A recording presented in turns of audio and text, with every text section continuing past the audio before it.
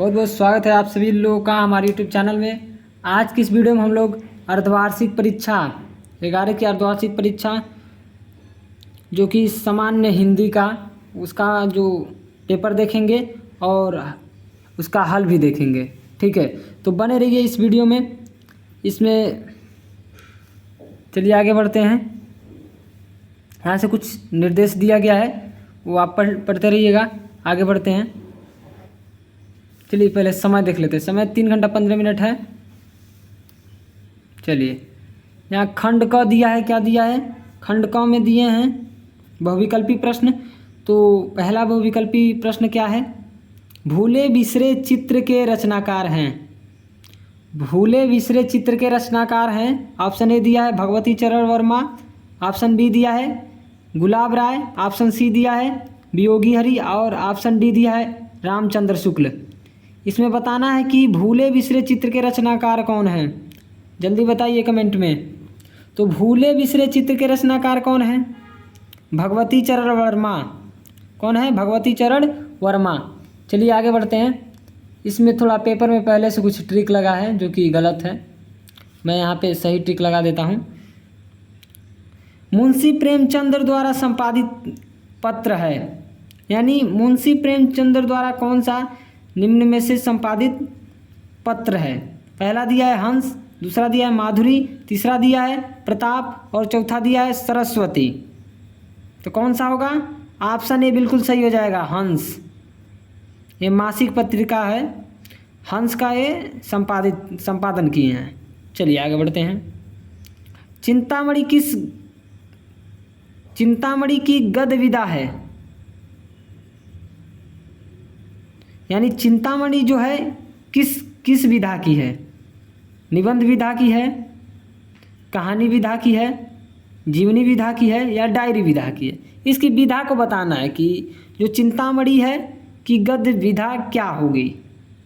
तो इसका क्या हो जाएगा? ये हाई स्कूल में भी था, तो एक निबंध था, आचार्य रामचंद्र शुक्ल द्वारा लिखित एक निबंध था यह। चलिए इसका निबंध बिल्कुल सही हो जाएगा। आगे क्या है? हरखू पात्र किस कहानी से संबंधित है? हरखू जो पात्र है वह किस कहानी से संबंधित है बताना है। ऑप्शन ए दिया है बलिदान, ऑप्शन बी दिया है आकाशदीप, ऑप्शन सी दिया है समय, ऑप्शन डी दिया है प्रायश्चित। तो इसका ऑप्शन ए बिल्कुल सही हो जाएगा, बलिदान। बलिदान में ही हरखू जिसका खेत के बारे में कहानी है। चलिए नीड़ का निर्माण फिर किस विधा की रचना है? पहला ऑप्शन दिया आत्मकथा, ऑप्शन बी दिया है निबंध, ऑप्शन सी दिया है जीवनी, ऑप्शन डी दिया है रिपोर्टाज।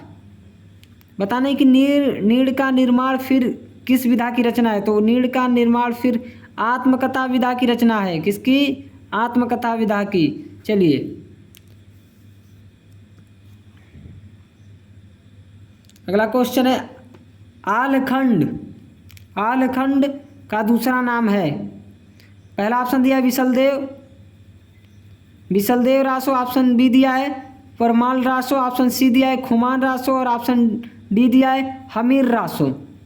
इसमें कौन सा सही होगा? आलखंड का दूसरा नाम क्या होता है बताना है यह।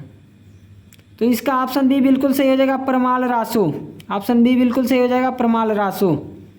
चलिए कठिन काव्य के प्रेम कहलाते हैं, यानी बताना है कठिन काव्य के प्रेम कौन कहलाते हैं। ऑप्शन ए दिया है पहला ऑप्शन है भूषण, दूसरा ऑप्शन है केशवदास और तीसरा ऑप्शन है बिहारी और चौथा ऑप्शन है घनानंद। बताना है कि कठिन काव्य के प्रेम कौन कहलाते हैं। तो केशवदास, ऑप्शन बी बिल्कुल सही हो जाएगा, केशवदास कठिन काव्य के प्रेम कहलाते हैं। चलिए आगे बढ़ते हैं। चलिए अगला जो बहुविकल्पी प्रश्न है, रीतिकालीन कवि हैं। बताना है रीतिकालीन निम्न में से कौन से कवि हैं। ऑप्शन ए दिया है मीराबाई, ऑप्शन बी दिया है रसखान, ऑप्शन सी दिया है देव, ऑप्शन डी दिया है विद्यापति। बताना है रीतिकालीन कवि हैं कौन है इनमें से। तो इनमें से जो देव हैं, देव वो रीतिकालीन कवि हैं। चलिए ऑप्शन विकल्पी प्रश्न घ दिया है, रुणकता नामक स्थान संबंधित है। बताना है कि रुणकता नामक जो स्थान है वो किससे संबंधित है। ऑप्शन ए दिया है तुलसीदास, ऑप्शन बी दिया है सूरदास, ऑप्शन सी दिया है कबीरदास और ऑप्शन डी दिया है निराला। तो बताना है कि रुणकता नामक स्थान किससे संबंधित है, तो किससे हो जाएगा ऑप्शन बी सूरदास। सूरदास से संबंधित है, यानी सूरदास का जन्म कहाँ हुआ, रुणकता। चलिए राम भक्ति शाखा से संबंधित है। ऑप्शन ए दिया है परमानंद दास, ऑप्शन बी दिया है नाभादास, ऑप्शन सी दिया है चतुर्भुज दास और ऑप्शन डी दिया है कुंभनंद दास। इसमें बताना है कि राम भक्ति शाखा से संबंधित हैं। कौन है इसमें, नाभादास। नाभादास ऑप्शन बी बिल्कुल सही हो जाएगा।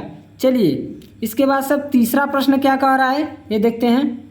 तीसरा प्रश्न कह रहा है, नीचे दिए गए गद्यांश को पढ़कर नीचे लिखे प्रश्नों के उत्तर लिखिए। कितने नंबर का है, 10 नंबर का है। चलिए ये जो ऊपर गद्यांश है इसको पढ़ के नीचे का क्या प्रश्न जो है उसका उत्तर देना है। प्रश्न जो है इसका उत्तर देना है। तो ये आप पढ़ लीजिएगा, पता कर लीजिएगा कि किसमें का है। उसके बाद से और नीचे आते हैं तो इसमें प्रश्न क्या पूछा गया है, उपयुक्त गद्यांश के पाठ और लेखक का नाम लिखिए। यानी संदर्भ लिखना है, रेखांकित अंश की व्याख्या कीजिए और रेखांकित अंश की व्याख्या करना है। और कुछ प्रश्न है इसी के माध्यम से दिया गया है, इसी के हिसाब से बनाया गया है। जो इसमें ऊपर गद्यांश है कि उलूक शोकग्रस्त क्यों हो गए। उसके बाद से क्या है, घ प्रश्न इसी में से दिया गया है, कुमुदनियों का समूह क्यों शोभाहीन हो गया। लेखक ने इस दृश्य को, अगला प्रश्न है, लेखक ने इस दृश्य को विरोधी दृश्य क्यों कहा है। तो इन सभी का उत्तर देना है इस गद्यांश को पढ़ के, और इसका क्या करना है, संदर्भ लिखना है और रेखांकित अंश की व्याख्या करना है। चलिए अथवा में दिया है उसे देखते हैं। आप लोग इसे एक बार किताब से मिला लीजिएगा कि किसमें का है यह, और उसका संदर्भ कर लीजिएगा और जो व्याख्या है उसको आप कीजिएगा स्वयं से। तो बिल्कुल स्वयं से करने से थोड़ा कॉन्फिडेंस बनता है, समझ में आता है। चलिए, हाय अफसोस तुम ऐसे हो गए, अथवा में दिया है जो गद्यांश है। तो इसका क्या करना है, प्रश्न को कह रहा है गद्यांश के पाठ और लेखक का नाम लिखिए, यानी संदर्भ लिखना है। तो किसमें का है यह, भारत और वर्षोन्नति कैसे हो सकती है, इसमें का है यह, इसी पाठ का है यह, हाय अफसोस तुम ऐसे हो गए। ठीक है, तो इसके लेखक कौन हैं, तो इसके लेखक कौन हो जाएंगे, भारतेंदु हरिश्चंद्र। चलिए, तो पहला प्रश्न संदर्भ ही हो जाएगा, दूसरा रेखांकित अंश की व्याख्या करना है, और तीसरा का क्या कहा जा रहा है, ग लेखक ने किसकी उन्नति करने पर बल दिया है।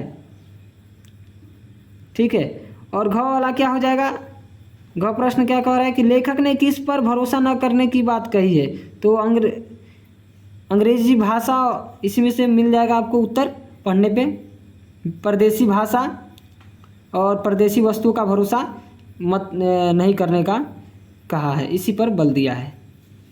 चलिए, तो ड क्या हो जाएगा, इसमें से आप पढ़ेंगे तो बिल्कुल उत्तर मिल जाएगा। ठीक है, इसमें से पढ़ के ही उत्तर को देना है। ठीक है, तो ड प्रश्न को क्या कह रहा है कि लेखक ने किस बात के लिए अफसोस प्रकट किया है। तो इसमें ऊपर ही दिख रहा है कि इन्होंने क्या किया है कि भारतवासियों से अफसोस इस प्रकार प्रकट किया है कि ये कहा है कि अपने निज काम को वस्तुएं भी अब ये नहीं बना सकते।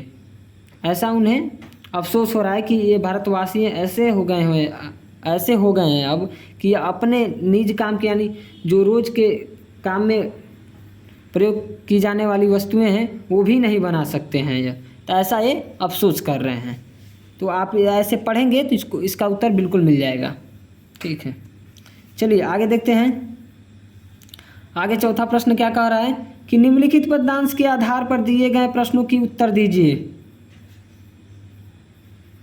भरत ही होई न राजमद, जिसमें का भी है पदयांश दिया गया है, उसको क्या करना है, दिए गए प्रश्नों के उत्तर दीजिए। निम्नलिखित पदयांश के आधार पर दिए गए प्रश्नों के उत्तर दीजिए। ये पदयांश दे दिया गया है, पदयांश दे दिया गया है, उसके आधार पर क्या करना है, उत्तर देना है। पदयांश के शीर्षक, रचयिता का नाम लिखिए। ये आप देख लीजिएगा किताब में से किस शीर्षक से लिया गया है और रचयिता कौन है इनके, ठीक है। और ख क्या कर रहा है, प्रस्तुत पदयांश में श्री राम द्वारा किसे तथा क्या समझाया गया है, इसका भी उत्तर आप लोग कीजिएगा, ठीक है। तो बढ़ते हैं आगे। चलिए, तो गौ प्रश्न क्या कह रहा है इसमें से कि भरत किसके पद को पाकर भी अहंकार नहीं कर सकते तथा क्यों। और घ प्रश्न क्या कह रहा है, रेखांकित अंश की व्याख्या कीजिए। और ड़ क्या कह रहा है कि उपयुक्त दोहों में कौन सा रस है, रस बताना है। चलिए, तो इसको आप किताब से एक बार पढ़िएगा, उसमें सब दिया रहेगा कौन सा रस है क्या, उसे सब मालूम हो जाएगा, उससे अधिक जानकारी भी मिल जाएगा, ठीक है। अगर यहीं पे आप पूरा पढ़ लेते हैं तो शायद कुछ ही जानकारियाँ मिल पाए। अगर आप स्वयं किताब से पढ़ेंगे तो बिल्कुल मैं मानता हूँ बहुत ज़्यादा जानकारी मिल जाएगा, यहाँ से ज़्यादा मिल जाएगा, ठीक है। तो अथवा में दिया है, यह तन जारो मसी करो, लिखो राम का नाऊ। चलिए एक बार इसे गाता हूँ थोड़ा। यह तन जारो मसी करो, लिखो राम का नाऊ।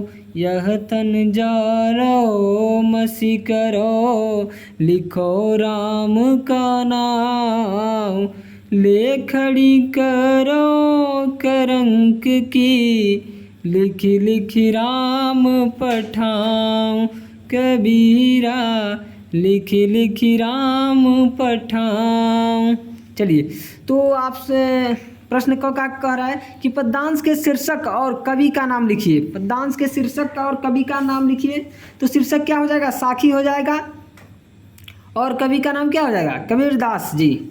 चलिए, तो ख प्रश्न ख क्या कह रहा है कि रेखांकित अंश की व्याख्या करना है। चलिए, और ग क्या कह रहा है, प्रस्तुत पद्यांश की छंद किस छंद में लिखा गया है, छंद बताना है किस छंद में लिखा गया है। चलिए, और घ क्या कह रहा है, प्रश्न घ, जीवात्मा अपने प्रीतम को क्या संदेश भेजना चाहती है। और प्रश्न ड क्या कह रहा है, जीवात्मा शरीर को जलाकर क्या करना चाहती है। ठीक है, तो इसका आप पढ़िएगा किताब में से, या फिर लिखे होंगे तो उसमें से पढ़िएगा, या फिर कमेंट कर दीजिएगा। अगर ना मिले, कहीं से ना मिल पाए, उपलब्ध ना हो पाए तो कमेंट कीजिएगा। आपको मैं समझाने बताने का कोशिश, बिल्कुल पूरा कोशिश करूँगा, ठीक है। चलिए, तो पांचवा का क कह रहा है, पांचवा क्वेश्चन आ गया। अब पांचवा का क कह रहा है, निम्नलिखित में से किसी एक लेखक का साहित्यिक परिचय दीजिए। साहित्यिक परिचय लिखना है, ठीक है। साहित्यिक परिचय इसमें लिखना है। पहला दिया है, किसी एक पे लिखना है।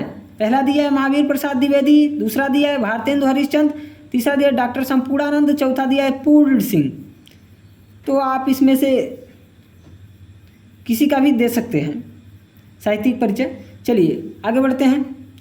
पांचवा का ख दिया है, निम्नलिखित कवियों में से एक का साहित्यिक परिचय देते हुए उनकी कृतियों पर प्रकाश डालिए।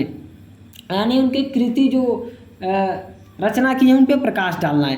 पहला दिया है कबीरदास, दूसरा दिया है सूरदास और तीसरा दिया है तुलसीदास। इसमें से किसी एक का क्या करना है, साहित्यिक परिचय देना। उसके बाद से उनके कृतियों पर थोड़ा विचार करना है, ठीक है। चलिए आगे बढ़ते हैं। छठवां क्वेश्चन कर रहा है कि आकाशदीप अथवा बलिदान कहानी के उद्देश्य पर प्रकाश डालिए। आकाशदीप अगर आप पढ़े हो तो उस पर, अथवा में दिया है बलिदान कहानी के उद्देश्य पर प्रकाश डालिए। यानी जो आकाशदीप का कहानी है उसका क्या उद्देश्य है, उससे क्या शिक्षा मिलती है, या अथवा में दिया है बलिदान से क्या उद्देश्य आपको मिलता है, उस पर प्रकाश डालना है। ठीक है। 7वां क्वेश्चन क्या कह रहा है कि अपने पठित नाटक के प्रथम व द्वितीय, यानी स्वयं जो पठित, जो आप पढ़े हैं, अपने पठित नाटक के प्रथम व द्वितीय सर्ग की कथा का वर्णन कीजिए। प्रथम पहला और द्वितीय सर्ग का क्या करना है, कथा का वर्णन करना है।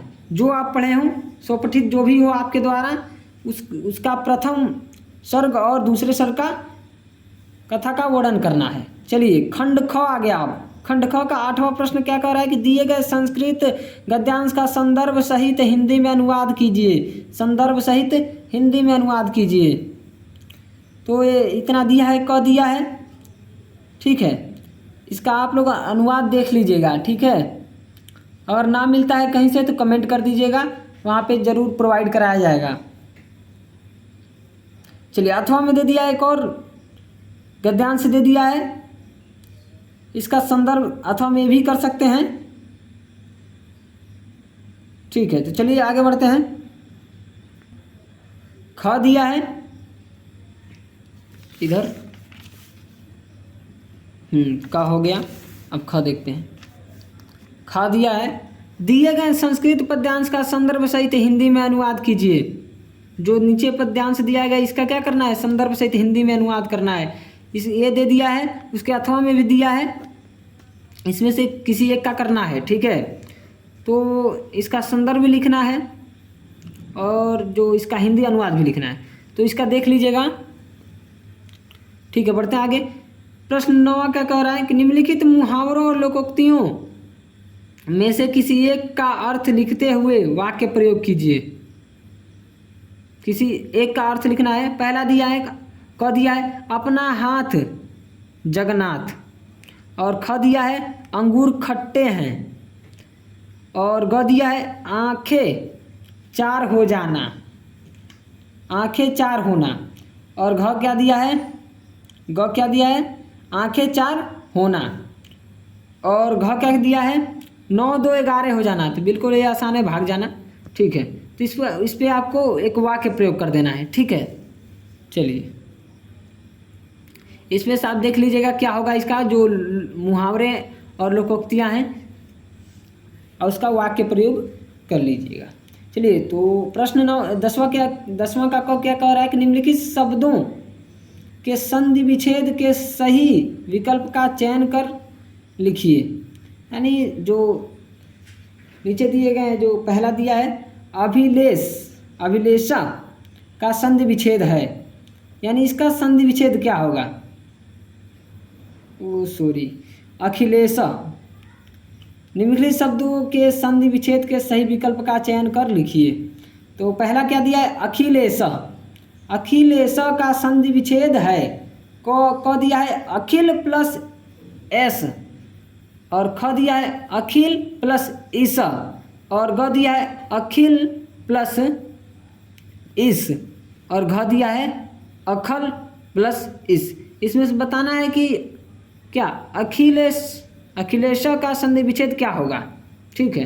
तो इसका आप लोग देख लीजिएगा संधि विच्छेद क्या होगा।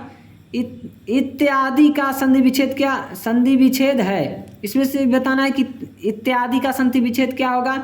और तीसरा क्या करें, नयन का संधि विच्छेद, यानी तीनों जो 3 प्रश्न दे दिया गया है, 1 नंबर का है तीनों, इसमें बताना है कि संधि विच्छेद क्या होगा, 3 नंबर का आएगा ऐसा। चलिए तो ख क्या कह रहा है, 10वां का ख संधि विच्छेद वाला 3 नंबर का पूछा गया इसमें, और ख क्या कह रहा है, ख 2 नंबर का है जगते।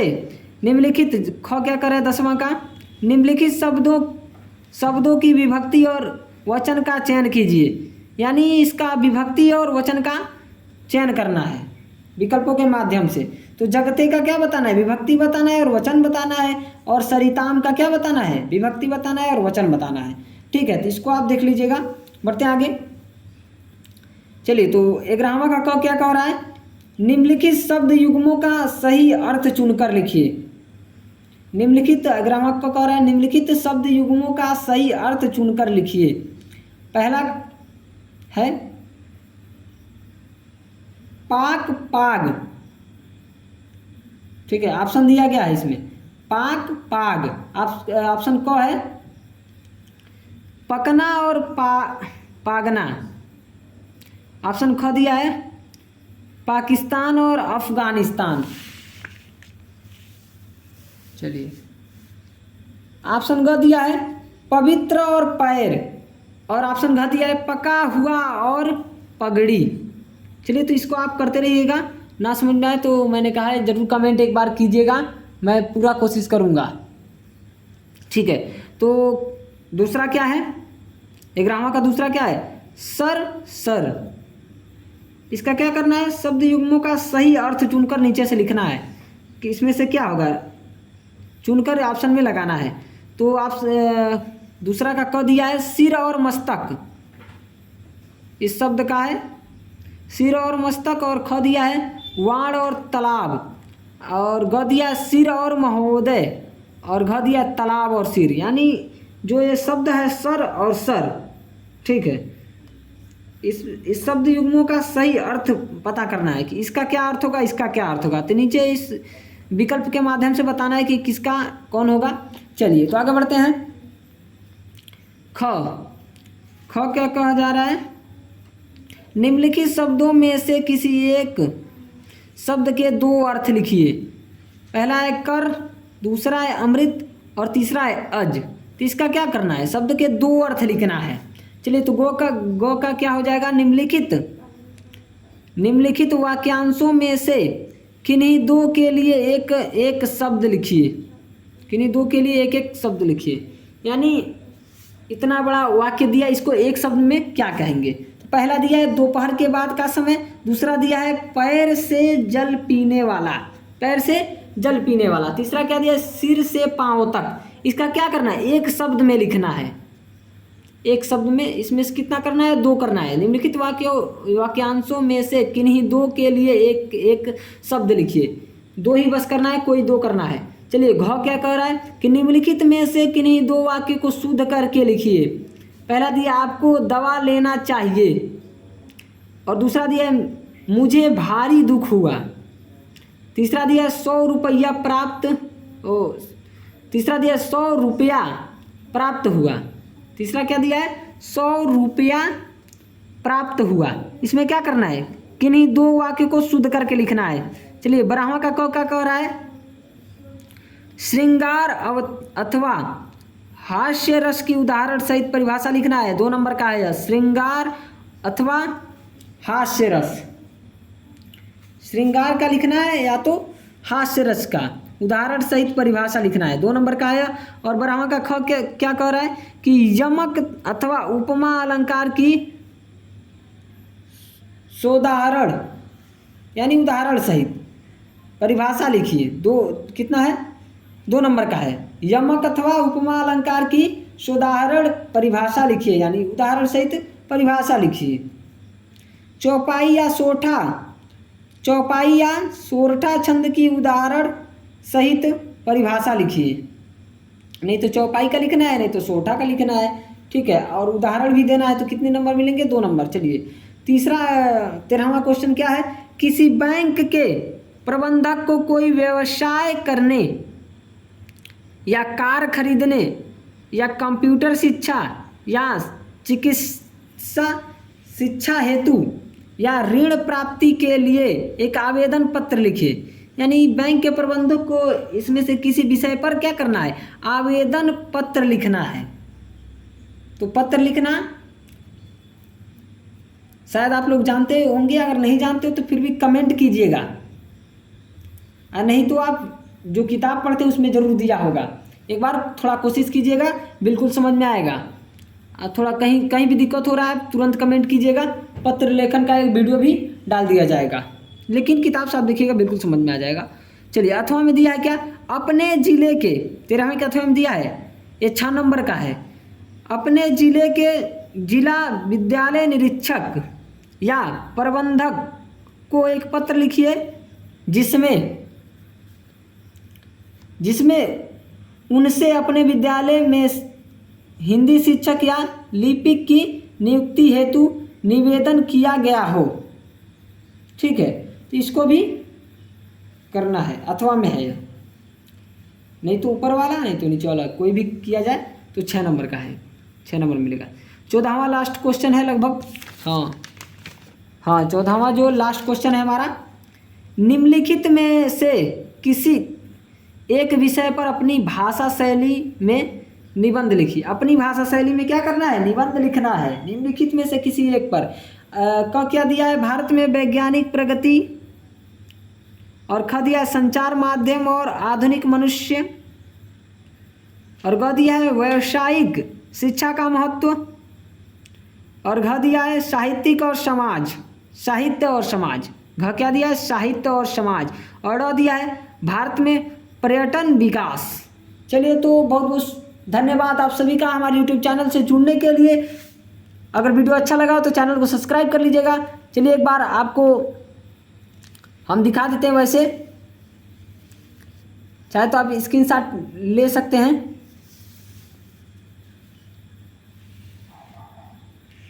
चलिए तो यहाँ वीडियो में अच्छा नहीं आ रहा है, इसको मैं कमेंट कीजिएगा, चैनल पे डाल दूंगा, ठीक है। तो मिलते हैं अगले वीडियो में।